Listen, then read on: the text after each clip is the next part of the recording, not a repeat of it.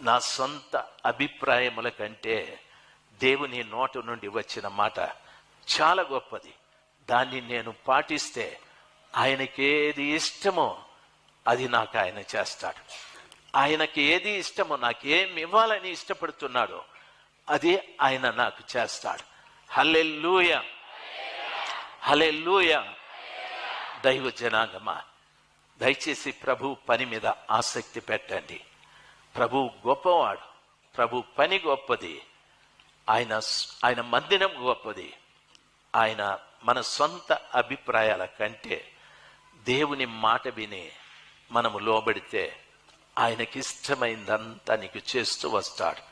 నా మాటలు అర్థమైన బిడ్డలు ఒకసారి గట్టిగా చప్పట్లు కొట్టి దేవుని మహిమ పరుగా గట్టిగా హల్లెలూయా, హల్లెలూయా, హల్లెలూయా. ఈ